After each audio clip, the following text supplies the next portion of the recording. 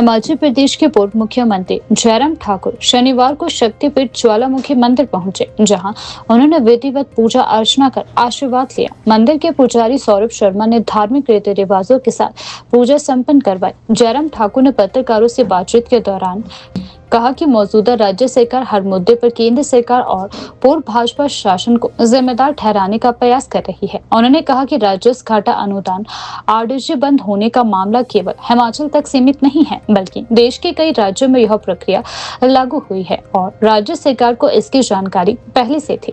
उन्होंने कहा कि चुनाव के दौरान जनता से किए गए वादों और गारंटियों को पूरा करना राज्य सरकार की जिम्मेदारी है और इसके लिए केंद्र सरकार को दोष देना उचित नहीं है। मैं खुद भी उसमें गया, पार्टी के अध्यक्ष भी गए, विधायक भी गए, क्योंकि पिछली बार जो बैठक बुलाई थी उसमें मैं नहीं गया था और क्योंकि मुझे निमंत्रण जो है बहुत देर से मिला था और मैं कहीं प्रवास पर था। अब की बार मैं खुद भी गया, लेकिन पिछली बार ऐतराज था कि नहीं आए और अब की बार आने पर भी ऐतराज एक तरह का था। ऐतराज का मतलब कि हम आए, अपनी बात रखी, उसके बाद हम निकल आए। सरकार स्पष्ट नहीं कर पा रही है कि उनको करना क्या है, क्लैरिटी नहीं। उसी बैठक में अधिकारी जो प्रेजेंटेशन दे रहे हैं वो अलग है और उसके बाद मुख्यमंत्री बयान दे रहे हैं तो वो अलग है। अधिकारी कह रहे हैं कि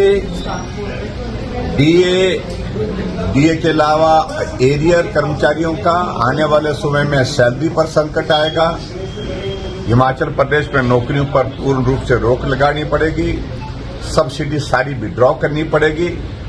लेकिन मुख्यमंत्री कहते हैं कि 2027 में हिमाचल प्रदेश आत्मनिर्भर होगा। तो समझ नहीं आ रहा है कि कौन ठीक बोल रहा है। इसलिए हमने कहा कि आप बैठ करके आपस में चर्चा कर लो, करना क्या चाहते हैं। और रेवेन्यू डेफिसिट ग्रांट की अगर बात आती है, मनमोहन सिंह जी थे, 30th फाइनेंस कमीशन में उन्होंने दिया 7,800 करोड़, 7,800 करोड़ रुपए। लेकिन मनमोहन सिंह जी के बाद 40th फाइनेंस कमीशन के दौरान मोदी जी प्रधानमंत्री बने और मोदी जी प्रधानमंत्री बनने के बाद 40,000 करोड़ रुपए हिमाचल प्रदेश को रेवेन्यू डेफिसिट ग्रांट के देते हैं। कहां 7,800 करोड़ मनमोहन सिंह जी, उसका भी तो जिक्र होना चाहिए ना कांग्रेस की गवर्नमेंट। और कहां मोदी जी के प्रधानमंत्री बनने के बाद 40,000 करोड़ रुपए मिला रेवेन्यू डेफिसिट ग्रांट। और उसके बाद मैं मुख्यमंत्री बना, 15th फाइनेंस कमीशन में 37,200 करोड़ रुपए मिला। और उसके साथ साथ जो इंटरिम रिलीफ हमको कोविड के दौरान मिला, तो उसको अगर मिलाएं तो हमको 48,000 करोड़ मिला हिमाचल प्रदेश में रेवेन्यू, जो हाईएस्ट पूरे देश भर में रहा है। बात तर्क के साथ रखने की है। ये बयानबाजी ज्यादा करते हैं, तर्क रखते नहीं है। क्या करना चाह रहे हैं इस सारी चीज को लेकर के मुख्यमंत्री स्पष्ट नहीं है, कंफ्यूजन में है। और केंद्र सरकार को कोसते कोसते 3.5 वर्ष का कार्यकाल निकल गया और जयराम को कोसते कोसते गाली देते देते 3 वर्ष का कार्यकाल, 3.5 वर्ष का कार्यकाल बीत गया।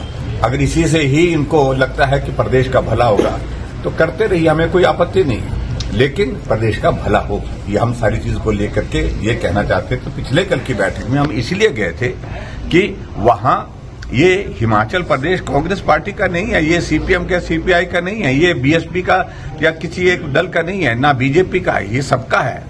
हम सब मिल करके कैसे कर सकते हैं, लेकिन सरकार की ओर से इस प्रकार के कोई प्रस्ताव ही नहीं है कि करना क्या है।